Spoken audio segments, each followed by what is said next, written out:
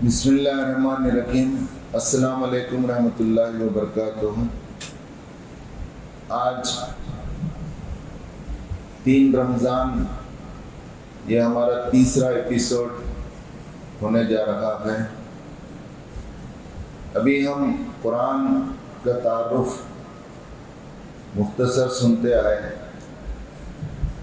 آج میں آپ کے سامنے مختصراً قرآن مجید کے اثرات جب یہ نازل ہو رہا تھا تو کس طرح ہوئے بتاؤں گا۔ رسول اللہ صلی اللہ علیہ وسلم پر یہ جو قرآن نازل ہو رہا تھا، جو تقریباً 23 سال میں مکمل ہوا، یہ خود ایسے رسول صلی اللہ علیہ وسلم پر نازل ہو رہا تھا جنہیں اللہ تعالیٰ نے بڑی حکمتوں اور مصلحتوں کے تحت لکھنا پڑھنا نہیں سکھایا۔ یہ حضرت محمد صلی اللہ علیہ وسلم کا سب سے بڑا کوالیفیکیشن تھا، سب سے بڑی ڈگری تھی۔ قرآن دوسرے مقامات پر کہتا ہے کہ اگر ہم انہیں لکھنا پڑھنا سکھا دیتے تو کل کے دن یہی چیز ایک اعتراض بنتی اور لوگ کہتے کہ یہ تو بڑے اچھے ادیب ہیں، شاعر ہیں، رائٹ اپ لکھنے والے ہیں، اس لیے ہم نے انہیں لکھنا پڑھنا نہیں سکھایا۔ اور لکھنا پڑھنا جن کو نہیں آتا تھا ان کی زبان سے اللہ تعالیٰ نے ایسے علم کی موتی برسائے، ایسی حکمت بھری باتیں لائے اور دنیا کے وہ علوم لائے جسے دنیا جانتی تھی نہیں۔ اور قیامت تک اس پر ریسرچ ہوگا، علماء صاحب نہیں ہوں گے اور بہت سی علم کی شاخیں نئی نئی ایجاد ہوتی رہیں گی۔ بھائیوں، کلام پاک چونکہ ربانی کلام ہے، وہ انسانی کلام نہیں ہے، وہ الہی کلام ہے، یہاں تک کہ وہ محمد صلی اللہ علیہ وسلم کا بھی کلام نہیں ہے۔ خالق کلام اللہ تعالیٰ ہے، جبکہ صاحب کلام حضرت محمد صلی اللہ علیہ وسلم ہے۔ جبریل امین کے ذریعے سے آپ پر نازل کیا گیا۔ 8 وحی کے طریقے تھے، مختلف موقعوں پر مختلف طریقوں سے ذرائع سے یہ وحی آتی تھی۔ یہ ابتدائی دور میں جب وحی نازل ہوتی تو آپ کو حکم تھا کہ اسے جا کر سنائیں، اور حالات سخت سے سخت ہو رہے تھے۔ سب یہ سمجھ رہے تھے کہ محمد صلی اللہ علیہ وسلم آ کر ہمارے درمیان ایک جھگڑا لگا دیے ہیں، خاندانوں میں پھوٹ ڈال دیے گئے، ہر گھر میں لڑائی ہو رہی ہے۔ وہاں ایک اصولی بات یہ ہے کہ جب بھی رسول آتے ہیں، رسول فیصلہ کن ہوتے ہیں، ان کی آمد کوئی آسان نہیں ہوتی، ان کی آمد پوری آبادی اور انسانوں کے لیے امتحان ہوتی ہے۔ وہ آتے ہیں تو صرف ایک ہی معاملہ ہوتا ہے، مان لو اور ہدایت پا جاؤ، اور نہیں مانتے ہیں تو تم تیار رہو اللہ اور اس کے رسول سے مقابلے کے لیے۔ پھر وہ آتے ہیں تو بالفاظ دیگر یہ کہتے ہیں، ان کے وجود سے یہ پیغام جاتا ہے، ان کے ماننے والے ایک گروہ، ان پر ان کی باتوں کو تسلیم کرنے والا ایک گروہ جو فرما برداروں کا، مسلمانوں کا اور مومنین کا، اور ان کو نہیں ماننے والوں کا، پورے اختلاف کرنے والے ان کا ایک گروہ جو نہیں ماننے والے ہیں، ایمان نہیں لانے والے ہیں۔ تیسرے گروہ کا کوئی تصور نہیں ہے۔ تو یہاں عرب یہی کہتے تھے، یہ بڑی اہم بات میں آپ کے سامنے کہہ رہا ہوں، عرب یہی کہتے تھے کہ ہم عرب سب ایک قوم تھے، آپس میں ملے ہوئے تھے۔ یہ آ کر انہوں نے جو دعویٰ کیا کہ قولوا لا الہ الا اللہ تفلحوا، اے لوگوں تم کہو ایک کلمہ میں تمہارے درمیان لایا ہوں، لا الہ الا اللہ کہو تم فلاح پاؤ گے۔ اس کلمے کے ذریعے انہوں نے باپ بیٹے کو لڑا دیا، عرب قوم کے ٹکڑے ٹکڑے کر ڈالے۔ علامہ اقبال رحمۃ اللہ علیہ نے اس بات کو، جب ایک قومی نظریہ دو قومی نظریے کی بحثیں چل رہی تھی، یعنی اسلامی نقطہ نظر سے ایک کلمہ اور ایک عقیدے کی بنیاد پر 2 قومیں بنتی ہیں، ایک وہ جو اس نظریے اور عقیدے کو مان کر ایک تہذیب اور ایک تمدن اختیار کر لے، دوسرا وہ جو اس کلمے کو نہ مان کر ایک تہذیب اور تمدن اختیار کر لے۔ تو اسلام 2 قومی نظریے کا قائل ہے، ماننے والے نہیں ماننے والے، اور انبیاء آتے تھے اسی کام کے لیے۔ تو علامہ اقبال نے کہا بعض لوگوں کو جب وہ اس سے اختلاف کر رہے تھے تو کہا کہ ابو لہب نے بھی یہی بات کہی تھی جو آج آپ کہہ رہے ہو کہ محمد صلی اللہ علیہ وسلم نے آ کر ہمیں توڑ دیا۔ تو بہرحال ایک اور موقع پر رسول اللہ صلی اللہ علیہ وسلم کہتے ہیں انا خاصم، میں تقسیم کرنے والا ہوں، یعنی لوگوں کو بانٹ دینے والا ہوں۔ تو رسول اللہ صلی اللہ علیہ وسلم کا یہ معمول تھا ابتدائی دور میں کہ قرآن سنا دیتے، آپ بازاروں میں سناتے، کعبۃ اللہ میں سناتے۔ اس کا ریئیکشن مختلف طریقوں سے ہوتا، لوگ اکثر مخالفت کرتے۔ حدیث میں یہاں تک آتا ہے سیرت میں کہ آپ جب بازار میں جا کر سناتے تو پیچھے سے سیٹیاں بجائی جاتی ہیں، ٹھٹا کیا جاتا ہے۔ قرآن حامیم میں کہتا ہے وقال الذین کفروا، وقال الذین کفروا لا، وہ لوگ جو کفر کرتے ہیں وہ کہتے ہیں کہ دھوم مچاؤ، شور مچاؤ۔ کیوں مچاؤ؟ لعلکم تغلبون، تاکہ ہم غالب ہو جائیں، وہ غالب نہ ہوں۔ انہیں ڈر تھا کہ اگر ہم سننے کا موقع دے دیں، لوگ سن لیں محمد صلی اللہ علیہ وسلم کی بات کو، تو ماننے والے غالب ہو جائیں گے اور ہم لوگ پیچھے ہو جائیں گے۔ ذرا دل تھام کر سنیے، اس سلسلے میں اس دور کی سیرت میں یہ باتیں آتی ہیں کہ رسول اللہ صلی اللہ علیہ وسلم کو پیچھے سے ان کا چچا ابو لہب پتھر مارا کرتا، یہاں تک کہ سامنے آ کر اس نے نعوذ باللہ تھوک بھی دیا۔ ایسے مسائل کے ساتھ رسول اللہ صلی اللہ علیہ وسلم کو یہ حکم تھا کہ جاؤ اور ان آیتوں کو سناؤ، اللہ کے نازل کردہ احکامات کو بتا دو۔ تو آپ اس کے پابند تھے اور وہ کام آپ انجام دے رہے تھے۔ اسی دور میں جب حالات سخت ہیں تو رسول اللہ صلی اللہ علیہ وسلم نے دعا فرمائی، اے اللہ دونوں کو یا دو میں سے کسی ایک کو آپ ہدایت کی توفیق دیجیے تاکہ یہ میری جماعت مضبوط ہو جائے۔ وہ دو کون تھے؟ دو طاقتور ترین لوگ تھے۔ ایک تھے ابو جہل جو آپ کا چچا ہوتا تھا، اور دوسرے تھے حضرت عمر جو آپ کے چچیرے بھائی ہوتے تھے۔ کہا کہ سیرت میں آتا ہے اللہ تعالیٰ نے ان دو میں سے ایک کو ہدایت دینے کا فیصلہ کر لیا، اور وہ تھے حضرت عمر بن خطاب رضی اللہ تعالیٰ عنہ۔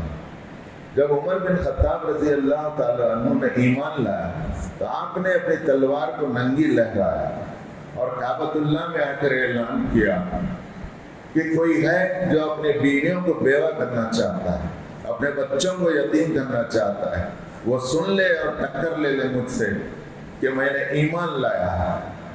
یہ دعا تھی، یہ دعا قبول ہوئی اور دعا کے اثرات شروع ہو گئے۔ بڑا دلچسپ اور بڑا اہم واقعہ ہے۔ قرآن نے آپ کو کیسا متاثر کیا، آپ قرآن سے کیسے کنیکٹ ہوئے، اور قرآن نے آپ کو کیسے پروجیکٹ کیا۔ حضرت حذیفہ بن یمان رضی اللہ تعالیٰ عنہ سے حضرت عمر کی ملاقات ہوتی ہے، غصے میں ہیں، تلوار لے کر جا رہے ہیں۔ کہا کہ کہاں کا ارادہ ہو عمر؟ کہا کہ وہ محمد صلی اللہ علیہ وسلم، میں چاہتا ہوں کہ ان کا کام تمام کر دو۔ یہ کیا ہے روز کی کٹ کٹی؟ آئے دن ہم سن رہے ہیں کہ جھگڑے جھگڑے جھگڑے، سکون غارت ہو چکا ہے، اس لیے نہ رکھے بانس نہ بجے بانسی۔ میں چاہتا ہوں کہ محمد صلی اللہ علیہ وسلم کو ختم کر دو۔ تو حذیفہ رضی اللہ تعالیٰ عنہ نے کہا انہیں تو ان کی رپورٹ اور ان کا معاملہ تو ذرا سا موخر کرو، پہلے تمہارے بھائی بہن، تمہاری بہن اور بھونی کا معاملہ دیکھو۔ کہا کہ کیا ہے؟ وہ ایمان لائی ہیں فاطمہ ابن خطاب ایمان لائی ہے اور ان کے شوہر ایمان لائے ہیں سعید۔ ایسا ٹھیک ہے، وہ رخ پلٹا اور بہن کے گھر کی طرف ہو گئے، اور وہاں گئے تو وہ سورہ طٰہٰ پڑھ رہے تھے۔ ابھی جو پہلی رکعت میں امام صاحب نے پڑھا سورہ طٰہٰ، آپ کی بہن فاطمہ ابن خطاب اور حضرت سعید ان کے بہن ہوئے، دونوں بیٹھ کر قرآن مجید پڑھ رہے تھے۔ گئے اندر گھسے، خوب مارا، بہن بھائی دوسری طرف ہٹ گئے، बहन मार खाने के बाद जब इनका गुस्सा थोड़ा ठंडा हुआ तो बहन ने वो मजबूत जुमला कहा कि उमर सुन लो कि तुम हमें मारते मारते खत्म कर डालो, लेकिन हमने मोहम्मद सल्लल्लाहु अलैहि वसल्लम पर के हाथ पर ईमान लाया है और ये कलाम हम पढ़ते रहेंगे, तुम मारो और हमें खत्म कर दो, लेकिन हम एक इंच भी से हटने वाले नहीं। सीरत निगार लिखते गए कि एक मर्द नहीं एक औरत, एक सिर्फ नाजुक का इतना ताकतवर तरीन जुमला, क्या है उमर तुम हमें क्या भी कर लो, हम इस ईमान से फिरने वाले नहीं हैं। हजरत उमर को उल्टा सोचने पर मजबूर कर दिया कि यकीनन अगर ऐसा है क्या, इसके अंदर इतनी कुव्वत और ताकत कहाँ से आ गई, ये एक नाजुक औरत को इतना ढाल बनकर ये खड़ा हो जाता है। कहा कि तुम क्या पढ़ रहे हो मुझे भी बताओ, कहा कि नजिस लोग इसके करीब नहीं जा सकते, तुम्हें पहले वजू करना होगा, गुस्ल करना होगा। कहा कि मैं गुस्ल करता हूँ, गुस्ल किया गया, फिर उसके बाद वो पढ़े और पढ़ने के बाद तौबा की और अपने बहन और बहनोई के हाथ पर ईमान लाया। ये हज़रत उमर रज़ी अल्लाह ताला अन्हु का वाक़या, कुरान ने एक एक को बदल दिया। फिर इसी तरह हम देखते हैं आपके एक और चचा हज़रत अमीर हमज़ा रज़ी अल्लाह ताला अन्हु, वो शिकार से वापस आ रहे हैं। आपकी एक लौंडी सूबिया वो खातून है जिसने हज़रत हमज़ा को दूध पिलाया, हज़रत उमर को दूध पिलाया। सूबिया कहती है कि क्या बाप नहीं है, दादा मर चुके हैं, तो क्या इसी तरह लावारिस की तरह मोहम्मद सल्लल्लाहु अलैहि वसल्लम को छोड़ दोगे। खानदानी अज़बियत और हमियत को ललकारा, कहा कि क्या होगा, कहा कि अभी अबू जहल ने तुम्हारे भतीजे का सिर फोड़ दिया, जाओ पहले उनकी खैरियत लो। ये कहना था कि सीधा घर गए। घर जाने के बाद जो मंजर देखा वो जल्दी पर तेल का काम किया।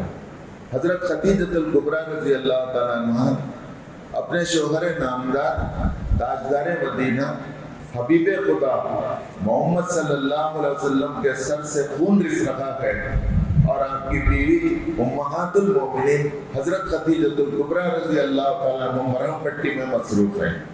और गुस्सा भड़क उठा और ये देखकर फौरी अबू जहल की तलाश में गए। वो हरम में बैठा हुआ था, गए और उसके सिर पर एक नेज़ा मार दिया और उसके सर से फुब्बारा शुरू हो गया और उसे ललकार कर कहा कि ये उसका बदला है जो तूने मेरे भतीजे के साथ किया है। क्या समझता है कि मेरा भतीजा लावारिस है, मैं उसका चचा हूँ, खबरदार अगर आइंदा से हाथ लगाएगा।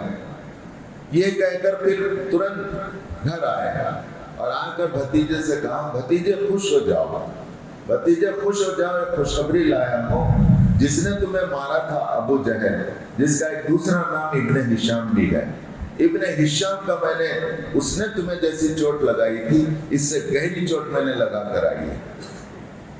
वल्लाह कुर्बान जाइए मोहम्मद सल्लल्लाहु अलैहि वसल्लम पर, क्या सोचने का अंदाज है, बिल्कुल डिफरेंट सोचने का अंदाज है।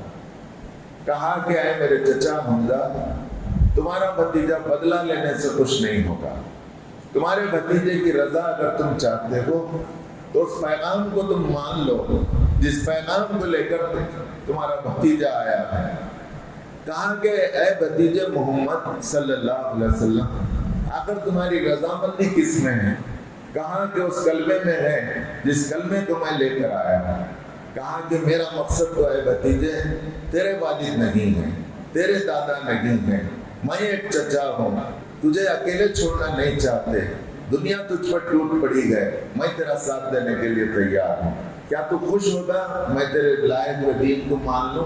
कहा कि मेरा बस इतना ही ये है, अगर तुम मेरे दीन को मान लोगे और मेरा साथ दोगे तो तुम्हारा भतीजा राजी हो जाएगा। कहा कि इसके लिए मैं तैयार हूँ। ये है हजरत अमीर हमजा रज़ी अल्लाह ताला अन्हु जो आपके चचा थे, ईमान लाने का वाक़या। इस वाक़े में एक बात है, वो बात ये कि آئے تھے بدلہ لینے کے لیے خاندانی عصبیت کی بنیاد پر کہ میرے بھتیجے کو دنیا کیا لاوارث سمجھ گئی ہے، اس کا باپ اور اس کا چچا نہیں ہے تو کیا ایسے ہی اسے مارنے دیں لوگوں کو۔ لیکن جب رسول اللہ صلی اللہ علیہ وسلم نے انہیں ذہن دیا کہ خاندانی عصبیت سے بھی ایک اونچی عصبیت ہے، وہ عصبیت ہے ایمانی عصبیت، اسلامی عصبیت، خاندان سے بالا تر بھی ایک چیز ہے، وہ بالا تر چیز ہے دعوت دین اور لوگوں کا ہدایت پانا۔ اور یہی حمزہ رضی اللہ تعالیٰ عنہ حضور صلی اللہ علیہ وسلم کا ایسا ساتھ دیے،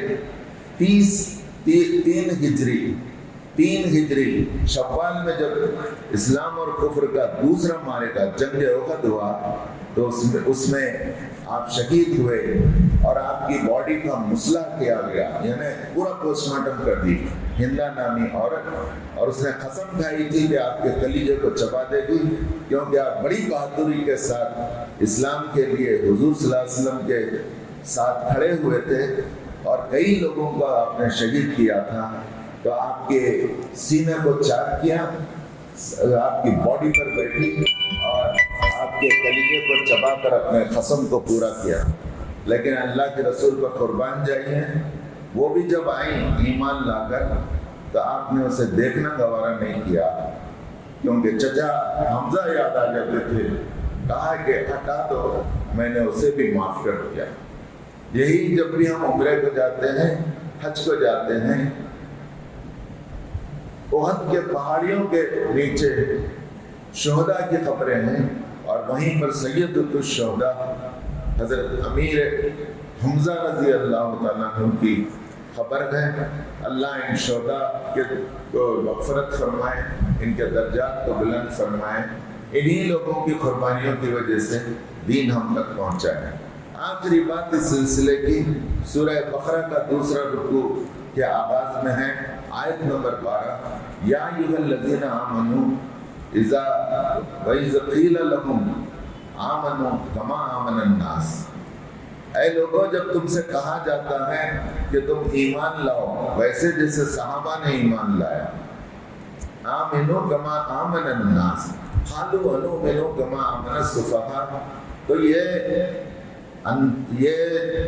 یہودی اور منافق جو مدینہ میں منافق بھی آ گئے کہتے تھے کہ ہم ویسے ایمان لائیں جیسے یہ دیوانے ایمان لائیں، کما آمن السفہاء الا انہم السفہاء ولکن لا یعلمون، خبردار تم دیوانے ہو اور یہ فرزانے ہیں، تمہیں اس کا شعور نہیں۔ پھر قرآن کہتا ہے یا ایھا الذین آمنوا ادخلوا فی السلم کافۃ ولا تتبعوا خطوات الشیطان انہ لکم عدو مبین، اے مسلمانوں، اے اہل ایمان، تم اسلام میں پورے کے پورے داخل ہو جاؤ، صرف رمضان کی حد تک نہیں، رمضان کے بعد بھی تم مسلمان رہو، صرف روزے اور نماز کی حد تک نہیں، اس سے ہٹ کے بھی تمہارے کاروبار، تمہارے لین دین، تمہاری شادی بیاہ، تمہاری تعلیم، تمہاری سیاست، تمہاری معیشت، تمہارا ہر معاملہ اسلام کے دائرے میں رہے، تم اسلام کے حصے بکرے نہ کرو، تم اسلام کے اندر یہ دنیاوی اور یہ دینی کام نہیں، پوری زندگی تمہاری آزمائش اور امتحان ہے، اللہ اور اس کے رسول کے مطابق اگر تم فیصلے کرتے ہو تو یہ پوری زندگی عین عبادت ہے۔ ادخلوا فی السلم کافۃ ولا تتبعوا خطوات الشیطان، جو اسلام کے حصے بکرے کرے گا، اسلام ایک جو یونٹ ہے، ایک اکائی ہے، اس کو ٹکڑے ٹکڑے کرے گا، کچھ آسان چیزوں پر عمل کرے گا، کچھ مشکل چیزوں کو چھوڑ دے گا، یہ شیطان کا عمل ہے، اور ایسا کرنے والے شیطان کے ایجنٹ ہیں، انہ لکم عدو مبین، جان لو کہ وہ تمہارا دوست نہیں، وہ دشمن ہے۔ وآخر دعوانا ان الحمد للہ رب العالمین۔